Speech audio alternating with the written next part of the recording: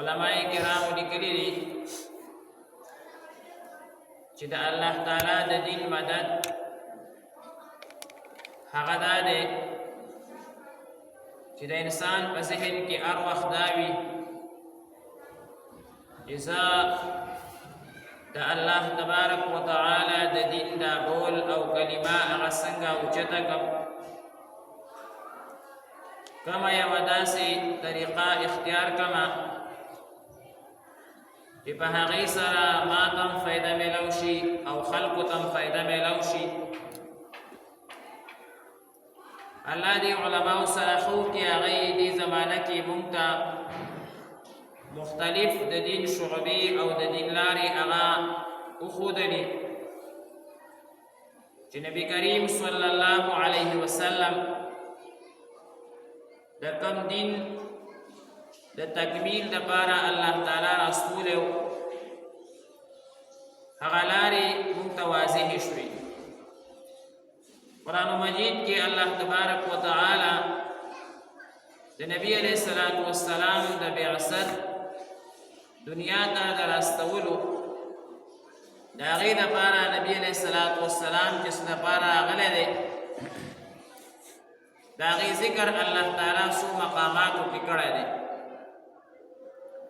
او هغه شعبې او هغه ډیوټیانې چې نبی علیه الصلاة والسلام ته الله تعالی سپارلي دي هغه یې ورته واضح او بار بار ذکر کړي دي الله تعالی فرمایي ربنا وابعث فیهم رسولا منهم یتلو علیهم آیاتک نمبر 1 ډیوټي د نبی کریم صلی الله علیه وسلم هغه دا ده یتلو علیهم آیاتک چې د قرآن مجید الفاظ د خپل امت ته اوښي چې هغې ته موږ ناظره او حفظ وایو چې مطلقا صرف د قرآن مجید الفاظ هغه امت زده کړي دویم ويعلمهم الكتاب چې دې امت ته د قرآن مجید ترجمه وښي تفسیر او وضاحت چې الله تعالی زموږ نه څه غواړي او د څه نه موږ منع کوي دې ته ویل کېږي ويعلمهم الکتاب او درېیمه والحکمت چې نبی کریم صلی الله علیه وسلم خپلې طریقې سنت مبارک تعلیمات هغه خپل امت ته وښي دا درېیمه ډیوټي ده او څلورمه ډیوټي د نبی کریم صلی الله علیه وسلم وظیفه او کار د نبی علیه الصلاة والسلام هغه دی ویزکیهم چې د روحاني بیمارونه د دې صفایي او تزکیه وکړي کله چې قرآن مجید لوستی شي د هغې الفاظ زده شي د هغې تفسیر او ترجمه زده شي او د نبی علیه الصلاة والسلام سنت مبارکې طریقې په خپل ژوند باندې لاګو شي او لازم شي نو بیا به د انسان تزکیه راځي بیا به د انسان د بدن د روحاني بیمارۍ هغه ختمېږي مقصد هغه دا دی چې ویزکیهم تزکیه د نفس د انسان د زړه صفایي د ګناهونو نه بچ کېدل دا مقصد دی او دا نورې ټولې ورته پوړۍ او لارې دي خدا د نبی کریم صلی الله علیه وسلم هغه ذمهداریانې دي چې موږ او تاسو ته الله تعالی قرآن مجید کې ښودلې دي د امت علما صلحا په دې باندې روان دي څوک د دې دین د قرآن مجید الفاظ ښیي څوک یې حفظ ښیي څوک یې ترجمه ښیي څوک یې تفسیر ښیي څوک د سنت طریقو تعلیم ورکوي او څوک د تزکیې او تصفیې کار کوي نو دا ټولې زمونږ او ستاسو لارې دي په دې لارو کې که یو لارې ته انسان داخل شي نو د الله تعالی د دین مدد به شروع شي او چې کله یو انسان په دې لارو کې ور داخل شو او د الله تعالی د دین مدد شروع کو نو الله تعالی فرمایي ینصرکم بیا به الله تبارک وتعالی ستاسو مدد کوي تاریخ انسان وګوري الله تعالی همیشه د هغه خلکو مدد کړی دی، د هغې ملګرتیا کړې ده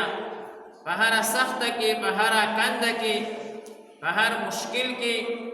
الله تعالی د هغه خلکو باقاعده مدد کړی دی، کومو خلکو چې د الله تعالی د دین مدد کړی دی. او د الله تعالی د دین مدد هغه دغه دی چې انسان قرآن مجید سره رابطه جوړه کړي. قرآن مجید الله تبارک وتعالی موږ او تاسو ته یو ډېر لوی روښانه کتاب راکړی دی. یو انسان وایي زه دین زده کومه، نو اول به قرآن مجید زده کوي. یو انسان وایي زه دین خرومه، نو د قرآن مجید تعلیمات هغه به خپله زندګۍ کې راولي، قرآن مجید به یې زده کوي. ډېر کسان بار ملکونو کې چې کله هغوی لاړ شي او هغوی ته پته ولګي چې یاره څومره ضرورت دی مونږ ته، چې ډېر کافران زمونږ نه د قرآن مجید د ترجمې تپوس کوي، د قرآن مجید د احکاماتو متعلق تپوس کوي، بیا مونږ ته پته نه لګي. هغه ټیم ورته بیا د خپل پاکستان او د خپلو مدارسو او د خپلو علماو قدر راشي، یاره څومره سخت ضرورت دی، ځکه هغوی وایي دا مسلمان دی دلته ورځي، نو راځئ چې د مونځ تپوس دې وکړو، راځئ د مونځ ترجمه دې نه زده کړو، راځئ قرآن مجید ترجمه دې نه زده کړو، بیا هېڅ ته نه ورځي، ځکه دلته د علماو سره وخت نه یې تېر کړی، نو بیا ډېر مشکلات راځي. الله تبارک وتعالی موږ او تاسو ته ډېر زیات ښکلی ماحول راکړی دی، ډېر چاپېر موږ او تاسو ته الله تعالی د قرآن مجید درسونه،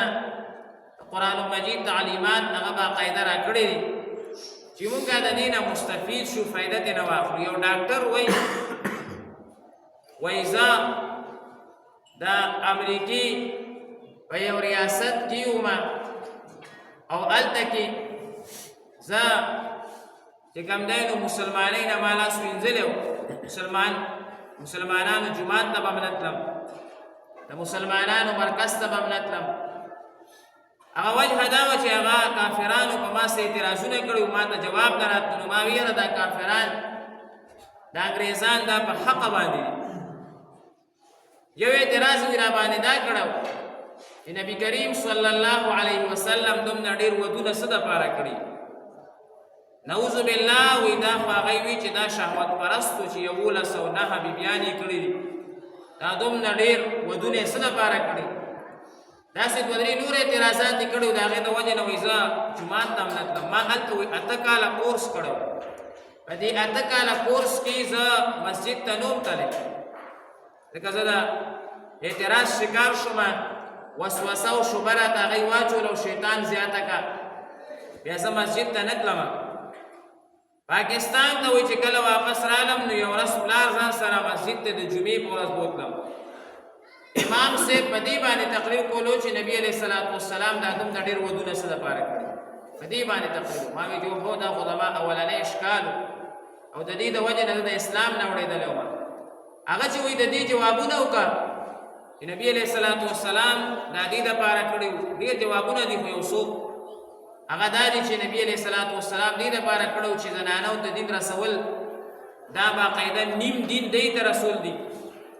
او پردی سړی خو پردی ښځې ته تعلیم او دین نشي رسولی، نو خامخا خپله بیبي به یې جوړوي. نو په کور کې نبي علیه السلام د مختلفو خاندانونو نه ښځې کړی وي، که نبي کریم صلی الله علیه وسلم شهوت پرست وی نو ټولې به بې واده باکرې ښځې به یې کړې وي، حالانکې د نبي علیه السلام صرف یوه بیبي هغه داسې ده چې هغې مخکې خاوند نه دی لیدلی، عایشه رضی الله تعالی عنها. نورې ټولې هغه څوک د یو خاوند نه پاتې دي، څوک د 2 خاوندانو نه پاتې دي. ما وایي چې هو واقع. دویمه دا چې نبي علیه السلام مقصد دا و چې دا دین اسلام دا په ټولو دینونو باندې غالب شي، او د دې یو طریقه دا وه چې مختلفو خاندانونو سره رشتې جوړې شي. نو چې رشتې جوړې شي نو هغوی به باقاعده بیا زما معاونت او ملګرتیا کوي، چې هغوی زما ملګرتیا کوي، زما دین به غالبېږي. داسې نور د نبی کریم صلی الله علیه وسلم د ډېرو ودونو جوابونه هغه وایي باقاعده د عالم ذکر کول، چې وایي جمعه وشوه بیا زه د عالم سره کمرې ته لاړم دته مې نور اشکالات چې څومره و دوه درې هغه مې ورته وویل هغه ټولو جواب میلاو شو ما به دته په لاس باندې دوباره اسلام راوړ د مرتد کافر شوی وم دوباره ما کلمه وویلې او زه اسلام کې داخل شوم لمارونه چې کله یو انسان هغه کینی دین اوري دین زده کوي د دې اشکالاتو نه به خلاص وي نن زمونږ ډېر نوجوانان هغوی که اسلام نه اورېدلي نه دي نو د اعتراضاتو شکار دي د وسوسو شکار دي په دین کې داسې خبرې پیدا کړې دي چې علماو ته وایي نه او اشکالات شته وجه دا ده چې علماو سره کیني نه وجه دا ده چې علماو سره خپل اشکالات هغه باقاعده اړوي نه زما دا اشکال دی زما دا اشکال دی نه دین نه نفرت کوي او دین نه تختی بس دا اوس دا خبره د نور نه زیاته روښانه د ټولې دنیا ته پته ده چې په ټوله دنیا کې چې څومره د دین کارونه او شعبې چلیږي الحمدلله هغې کې د پاکستان علما په اول نمبر روان ټولې دنیا ته پته دا خبره څه د هیڅ چا نه پټه نه او ډېر نوجوانان لګیا دي په دې باندې اعتراض کوي چې کوم ځای کې د پاکستان علما څوک دي او خو سعودي والا دي او خدا دي او خدا دي او خدا دي هېڅ پته غریبانانو ته نشته د خپل اسلام پته ورته نشته د خپل پاکستان پته ورته نشته د خپل اسلام د پاکستان د مدارسو پته ورته نشته د تبلیغي مرکزونو پته ورته نشته د مساجدو پته ورته نشته هېڅ پته ورته نشته دا د پروپیګنډې موږ شکار یو او موږ د غیرو په اچال کې راغلي او په اشکال کې راغلي نو چې موږ او تاسو باقاعده د دین مدد وکړو د دین مدد هغه دا دی چې موږ دا دین زده کړو که چېرې موږ د دې دین مدد ونه کړو نو الله به زموږ مدد نه کوي او چې زموږ مدد نه کوي نو موږ بل طرف ته روانېږو غیرو طرف ته به هغه روانېږو د هغوی په سوالاتو کې به راځو د هغوی په شبهو کې به راځو د هغوی په وسوسو کې به راځو نو بهرحال چې موږ او تاسو باقاعده نوجوان طبقه خاص عام طور سره ټول د دین باقاعده د زده کړې کوشش وکړو چې موږ او تاسو 24 ګنټو کې یو ګنټه هم د دین دپاره وباسو او د دین یو عالم سره کینو د هغه نه مشوره یې زده کوو د هغه نه مشوره اخلو د هغه نه باقاعده مسلې زده کوو د هغه نه ترجمه یې زده کوو دومره زیاته فایده به موږ او تاسو ته کېږي نیم علم به راته حاصل شي ډېر خلک هغه اوسه پورې داسې شته قرآن مجید نه ویلې په دې دومره ښکلي ماحول کې څومره افسوس خبره قرآن مجید یې د الله تعالی موږ او تاسو ته راستولی قرآن مجید الفاظ موږ سره ټایم شته هر څه دپاره ټایم شته د قرآن مجید د الفاظ دپاره موږ سره ټایم نشته هر څوک په موبایل پوهېږي د قرآن مجید په الفاظو باندې نه پوهېږي دا غلطي ختمه کړو الله به تپوس کوي قرآن مجید د الفاظو به اول تپوس کېږي تا دا کتاب زده کړی دی او که نه دا ما تاسو ته راستولی دی دا تاسو زده کړی دی او که نه د دنیا د یو دوست خط مونږ زده کوو د هغې په ترجمه باندې ځان پوهیو د هغه په مقصد باندې ځان پوهیو خو لیکن د الله تعالی عظیم کتاب مونږ ته راغلی د هغې په مقصد مونږ ځان نه دی پوه کړی چې مونږ او تاسو باقاعده چا قرآن مجید نه وي ویل شروع یې اوس خو اسانه ده هر کور کې الحمدلله باقاعده مدرسه ده د بناتو مدرسې دي د چا لور په مدرسه کې ده د چا خور په مدرسه کې ده د چا څه په مدرسه کې ده هغې سره یې شروع کړو خپل امام سره یې شروع کړو قاري صاحب سره یې شروع کړو یو کس سره باقاعده هغه شروع واچو الله تبارک وتعالی دې موږ ته پوهه نصیب وفرمایي